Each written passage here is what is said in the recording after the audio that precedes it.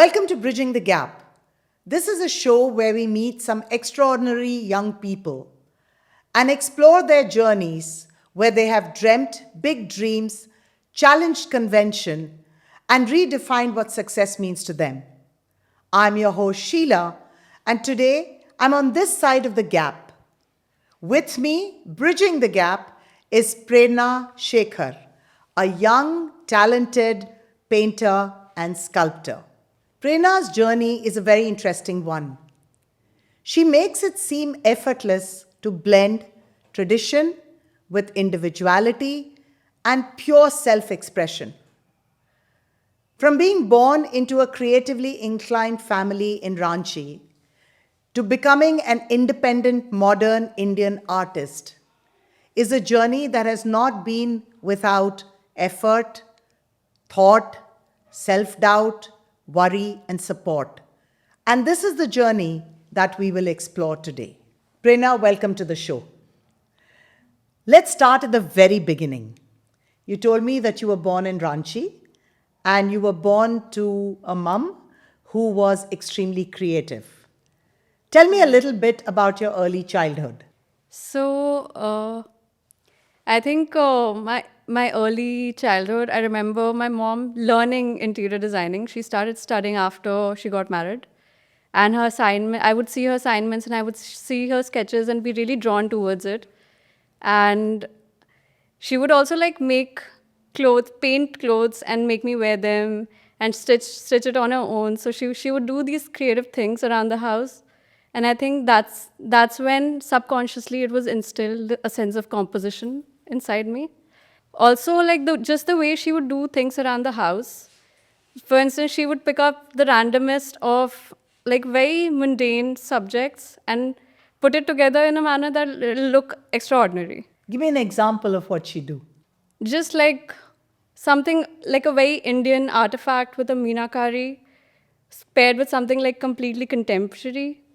And like you wouldn't think things would go together, but just together in the house and that space would look great. And that impacted your sense of aesthetics and design. Yeah, definitely. So, do you remember the time when you first became cognizant of your mom's ability to put things together and what went through your mind at that point of time?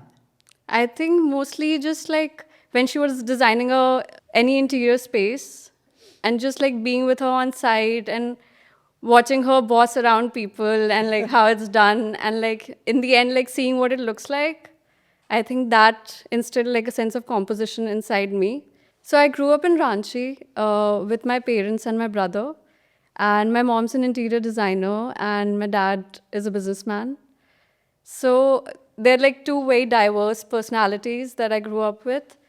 And I was heavily influenced by my mom's creative side. And I realized it as I grew older that how the way she did things around the house, her sense of composition, and her sense of aesthetics, just simply putting things together and making it look extraordinary. It really stuck with me. But as I reached high school, I realized that my self-expression lied in creativity, and I would owe it to her. To follow that? Yeah. Okay, now you had a businessman father. Yeah.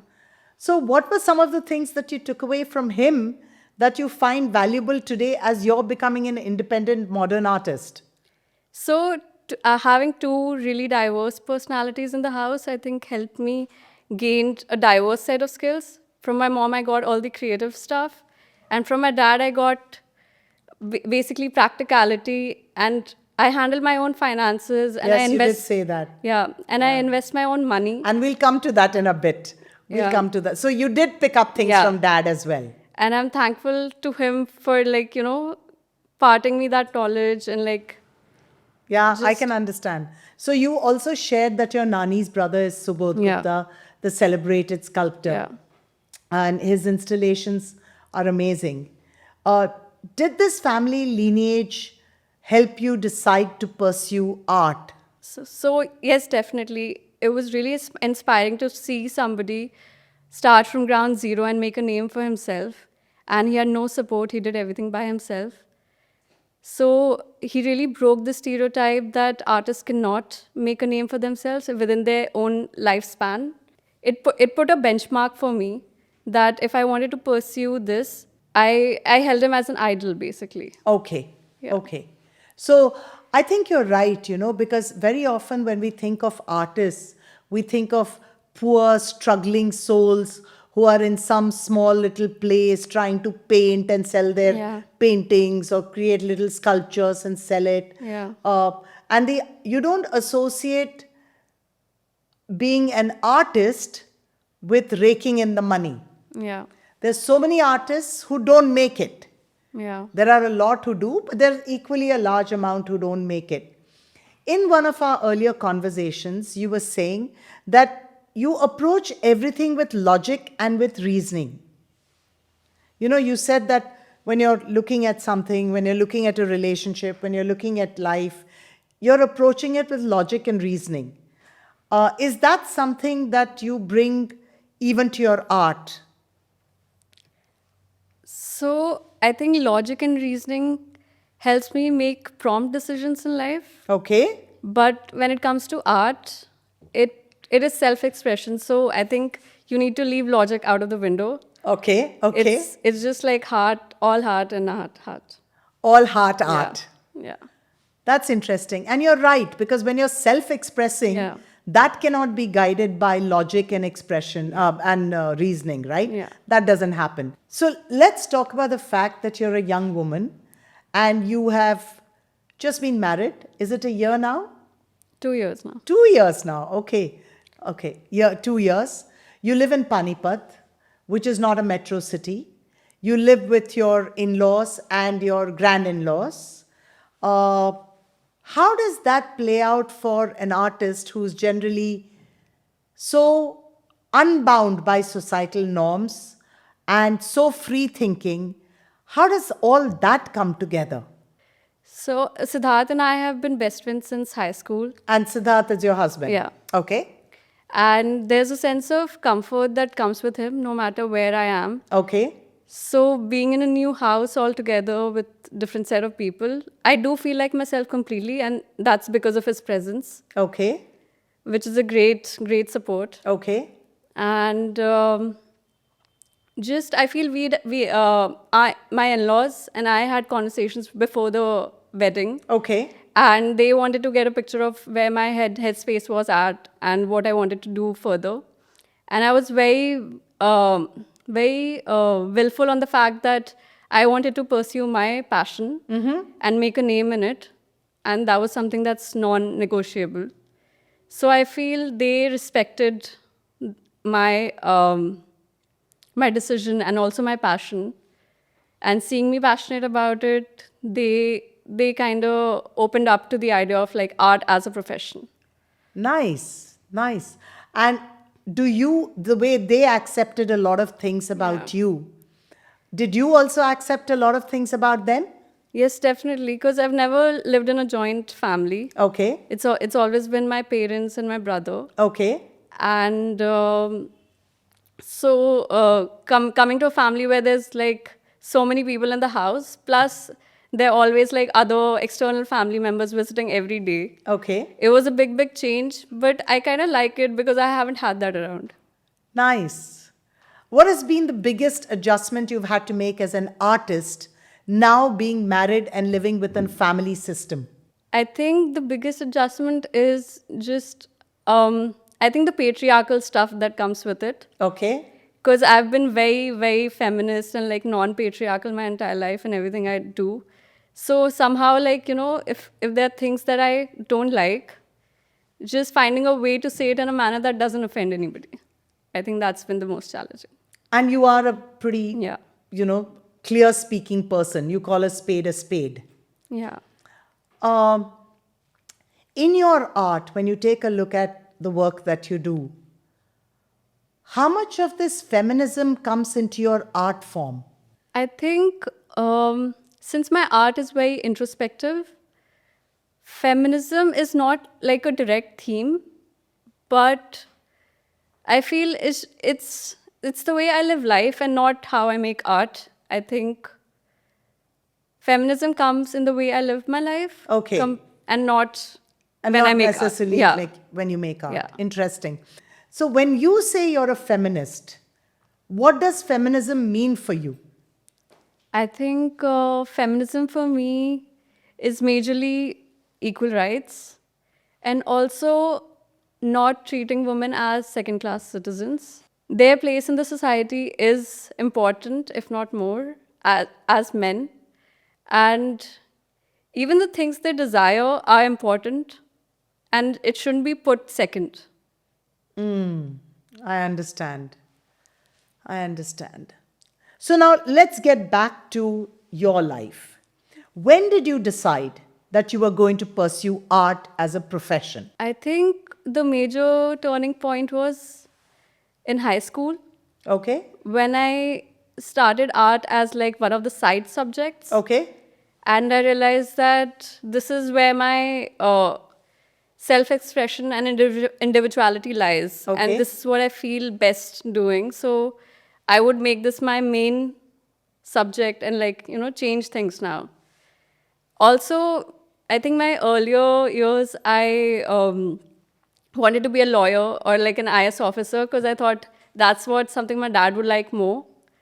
But I think as I grew up, I gained a sense of individuality and I realized that, no, this is what I really want to do and make a name in this field.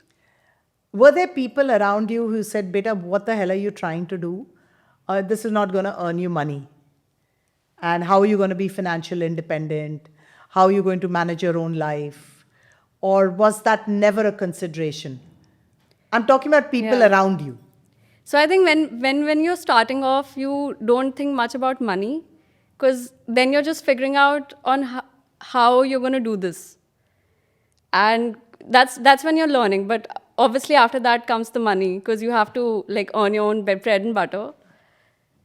But for the larger bits, I feel No, but family, what did nobody in your family say you should be doing something else? At least you'll earn a living. so my immediate family, my mom really supported my idea of pursuing sculpture as a profession. Okay. But my dad wasn't really fully aware of like, what really is sculpture. And including my rest of the family doesn't exactly know what sculpture is or like art is and how you make a career out of it. So that's still a battle where I have to explain people what I do. But I feel if you're sure of what you want to do and you have a passion for something, I think it doesn't matter what people think. I'm glad you spoke about passion, and I want to just address it before we get into your education, because that was an important part that actually solidified you in your art pursuit. What's your take on it? Because passion alone can't make you great. I think with art, it's a very subjective field. So you can't put it in a box and be like, this is the way of doing this. It's very subjective to each person and their journey. For you, Yeah. do you think that passion alone will help you achieve success, or do you need to have other things that go into the mix? I think passion would help me sustain my practice Ah, okay. because it's for art, it's a very subjective field and there are a lot of ups and downs that come. It's not always sunshine. There'll be waves of doubts and you'll doubt what you're doing. You'll feel you're not adequate enough, equipped enough to do what you're doing. But once you have the passion for something, you enjoy the process and that keeps you going. Okay. But you have to keep going. Yeah, because it's not a very result-oriented field. Sometimes it takes decades for results to show. Interesting. So let's come back a little and let's talk about your education. So in your high school, you decided you were going to pursue art. So how did you go about pursuing it? What did you do? Did you study art? So I took a gap year Okay. to refine my skills Okay. because the college I studied in, MSU Baroda, it's the most difficult college to get into, I think in Asia, all of So Asia. after your 12th grade, you took a gap year. Yeah. Okay, okay, okay. And Yes, and Baroda School of yeah. Art is very, very well known. I didn't know it Yeah. was one of the tougher colleges to get into. Yeah, there's a lot of quota as well because it's based in Gujarat, so they have a lot of quotas. Okay. So external students only get 3 seats Are a you year serious? for sculpture. Yeah, Out of how many seats? out of 8. 8 seats in all. Yeah, And 5 are already yeah, reserved. reserved. Okay. So I took a gap year to refine my skills and actually be sure of if I wanted to do painting or sculpture. Then I pursued sculpture, and college itself was really eye-opening, and it really widened my horizon in terms of the people I met, the artists I met, and it taught me multiple ways of seeing. Like if I had to look at a flower, I learned that I could look at it from hundreds of perspectives. So So when you say hundreds of perspectives, is it hundreds of styles or the interpretation of that flower and what it meant to an artist could also be different? interpretation of that flower and how an artist translates one image so differently. So it was in college that you did in Baroda. Yeah. That is where you studied sculpture. Yes. So I would just like be in Baroda, meet artists, established artists, and like learn from them, learn from the talks, and also just like practice. Okay. You know, I have a very, very dear sculptor friend called K.S. Radhakrishnan. His works are works that I really admire. I love his life story. I love his dedication to his art. And I learned something from him which I had never realized. He said an artist can paint much more easier because there's no high cost involved. I can take a sheet of paper and paint. But for sculpting, you need raw material. If you're sculpting in metal, you need a foundry. You need all that. Yeah. So when you chose to be a sculptor, how did you manage to pay for all these expenses that came with sculpting? Material costs involved in sculpture are high, especially with metal. When I was starting out, the initial expenses my dad helped with, and then from commission works and paintings, I saved and invested in my sculpture. So it's definitely a challenging field as a woman because you don't see a lot of female sculptors. And if there are, then they need to have like a team who's dedicated to, handling like the blast furnace and things like that. So you need to have your own people because women generally don't have that arm strength equivalent to men. Sure. And this is a fact that we can't deny. Okay. And that's coming from a feminist, Yeah. so it is a fact, I guess. Yeah, so like you need to lift like sculptures that weigh about 80 kgs. And you can't do all of these things by yourself. So I think being in Baroda really helped because there was a team who would just help out with things like a blast furnace, for example. Okay. And like if you wanted to assemble a heavy sculpture, they would help you out. And people generally, on a general basis, are really helpful there. Yeah. You like the city. I love the city. Yeah. Yeah. People are really humble and grounded. And yet you decided to come back to Delhi. Yeah. Tell us why. Mainly because my family is here. Okay. And also, I think Delhi is like the center for art in all of India. So if you want to network and like be present for shows and meet new people in the art world, I think this is the place to be.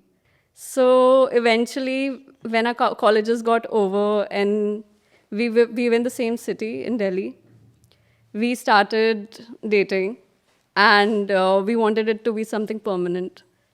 So that's how. Did you want it to be permanent? Did he want it to be permanent? I think both ways. I think it just gradually happened. We were in a place that we realized that we just want to start a life together. And he continues to be your support system. Yeah, the biggest. What has been your biggest challenge in setting up a practice in a city which may not be so art friendly? And how did you overcome that challenge? I think the biggest challenge was just getting people to understand what is it that I do. And people Okay. still don't understand what I do. So if I want help for something, say if I want help for welding, I have to basically teach the person the entire process of what it is to weld and like how to do it.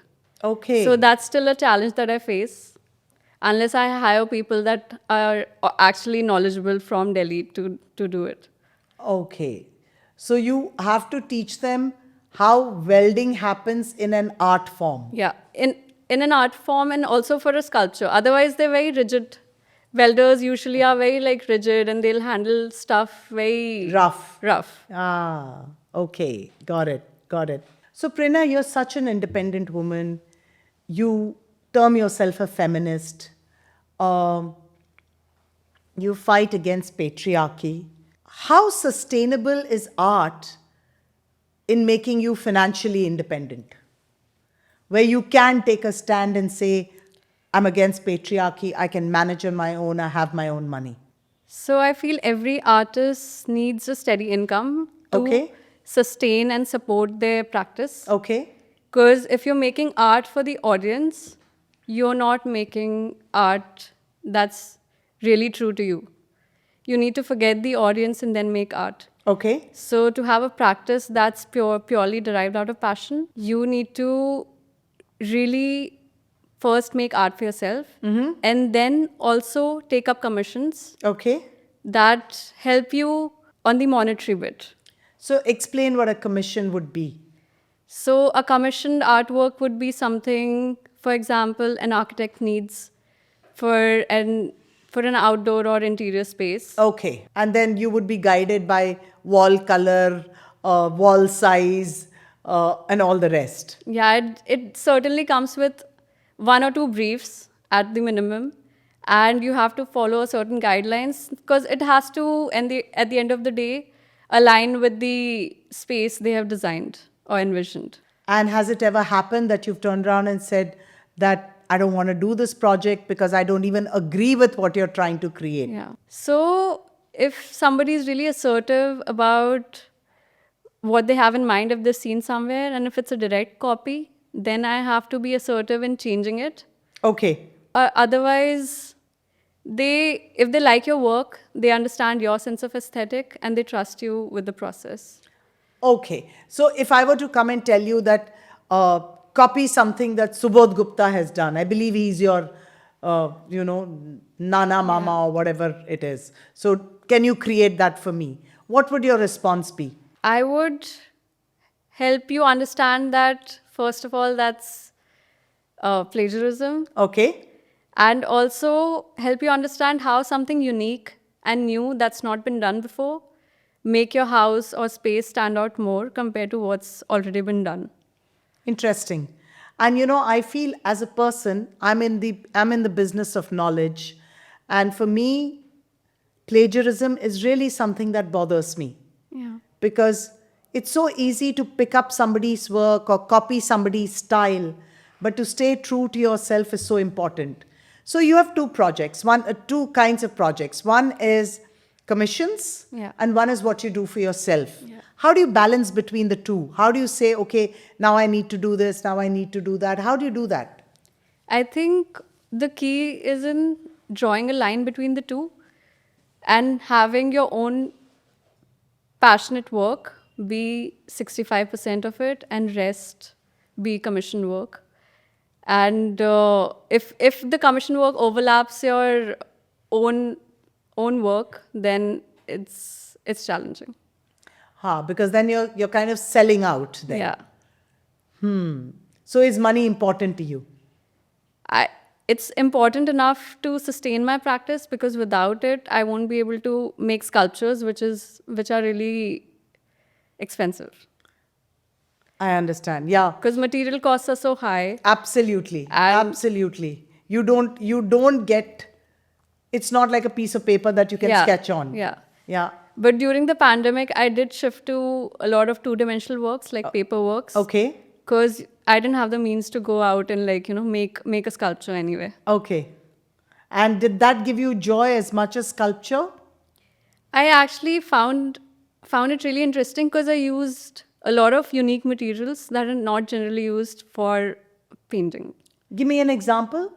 like stitching on paper and like having toothpicks used as an architectural form on paper. So Oh, so it was sculpture, but of a different yeah, kind. yeah, Interesting, interesting. And I came to one of your exhibitions yeah. and I noticed that some of your sketches from the pandemic time are now finding their place in your sculpture. Yes. So, is this journey of,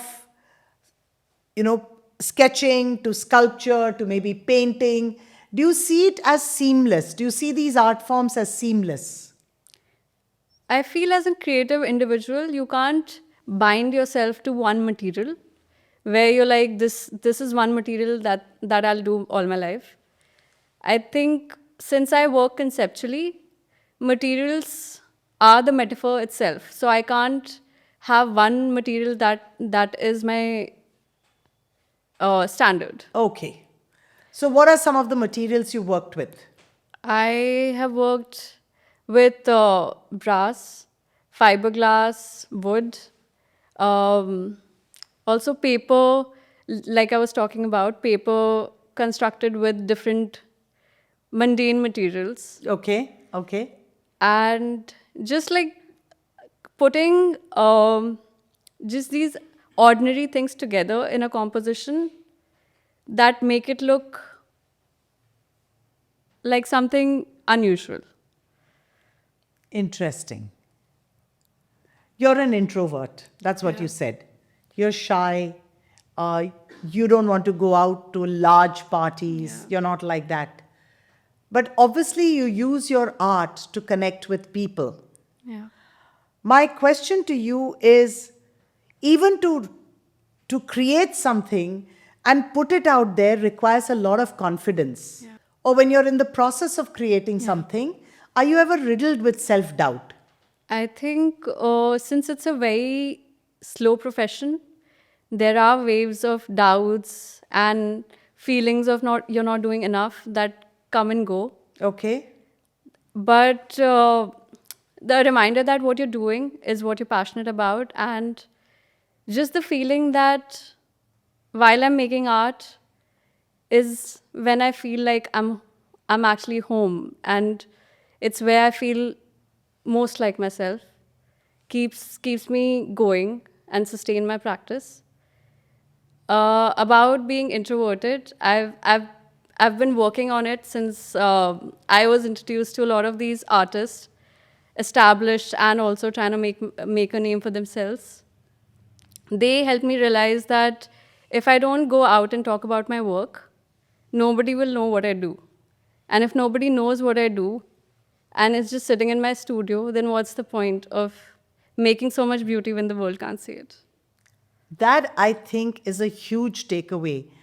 So I think those are two very valid points that you've made. How do you become more confident about your work? I think the more you do it, the more time you give to your practice, more confidence comes in.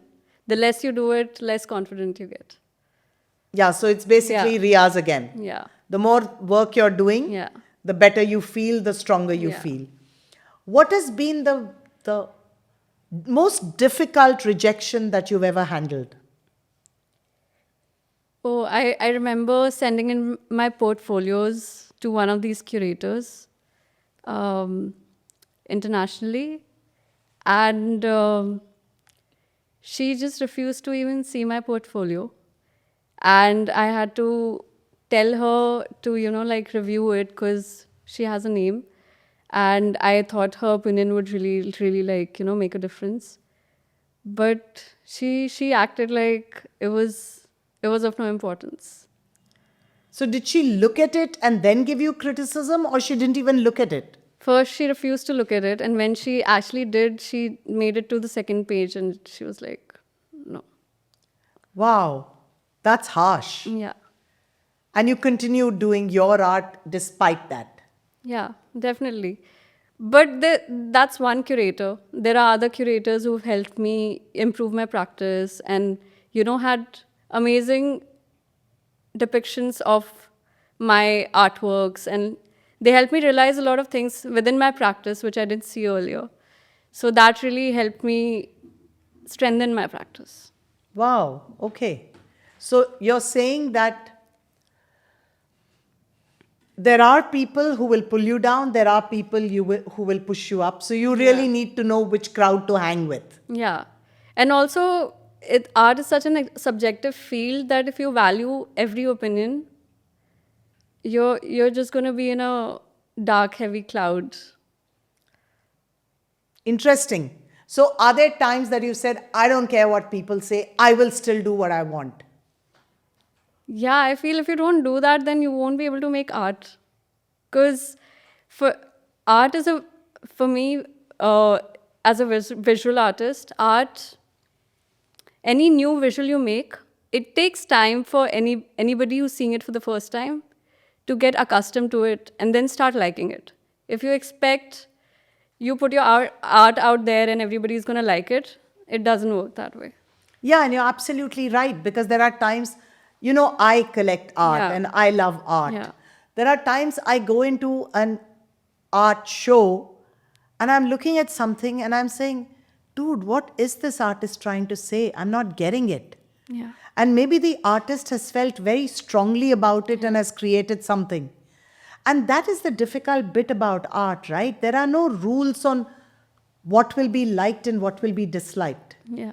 Uh, Artists who get liked in their lifetime perhaps get forgotten in 2 generations. Yeah. People who are forgotten in their generation get remembered 2 generations down. So art is so subjective that it's really difficult sometimes to figure out whether it's going to work or not. Yeah.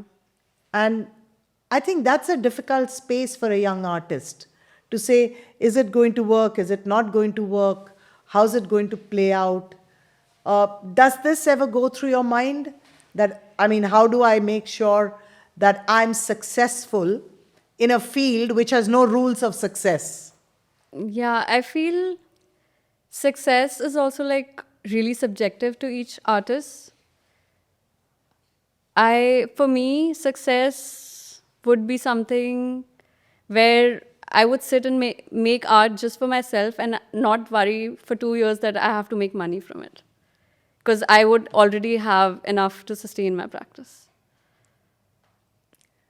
It's surprising. Well, it's surprising is the wrong word. It's coincidental that you're saying this, because we've had a guest on Bridging the Gap who speaks the same language. He says that money is important because it helps him really drive what he's passionate about, which is making music. And yet he needs to be independent to be able to fuel that passion. Yeah. And I do understand what you're saying, that success is being able to create what you want to create without worrying whether you need to sell something or not. Yeah. Wow. And I'm sure you'll get there. I'm sure you'll get there. What has been the worst thing or the worst challenge you've had to deal with in your entire career of art, where you've stepped back and said, oh my God, how am I going to deal with this? I think right now, because I'm in a city where nobody knows what sculpture is. So it's a challenge for me to be in a headspace where from being amongst creative individuals all the time and talking about art and the art world and the scenarios so seamlessly, to in a space where I have to explain people what sculpture is, or what painting is, or like how to look at it. Are you talking about your age group? Are you talking about across age groups? Across age groups. Because How- Panipat doesn't really have people who are aware about art. Okay, I understand. And that is your place of residence, so you can't Yeah. keep coming to Delhi all the time. So since Delhi is not that far away, I think it helped. That's what's keeping my practice going. Okay. Because I can come here on weekends and be surrounded by all the people in the art world that I know. and also visit these shows and be inspired by it. I know that you were a part of a group show recently at Bikaner House. Yeah. And when you do a show like that, do you get people coming in and asking you to do something for them? Do you get commissions? Is that the point of doing a show like that? Yeah, you definitely have people, first of all, knowing your work and knowing who you are and what you do. Actually seeing it in front of them makes a big difference. And also, once they've seen your work, they know what your sense of aesthetic is and what's your skill set. And they accordingly, they could commission your work. Or even like if you have a art-centric crowd, like art curators, collectors, they would consider you for your other art shows or other group gallery shows. Yeah, I think for me, when I look at art and I look at an artist, I don't look at the name always.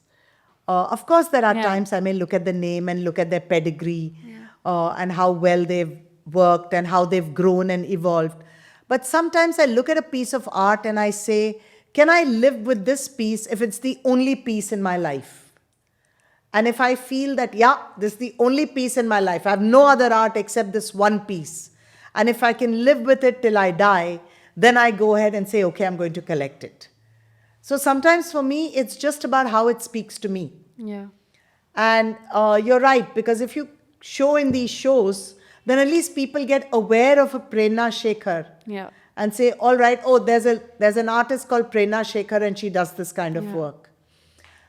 As we near the end of this little podcast and this little conversation, which I could go on for till the cows come home, but I think there has to be an end time.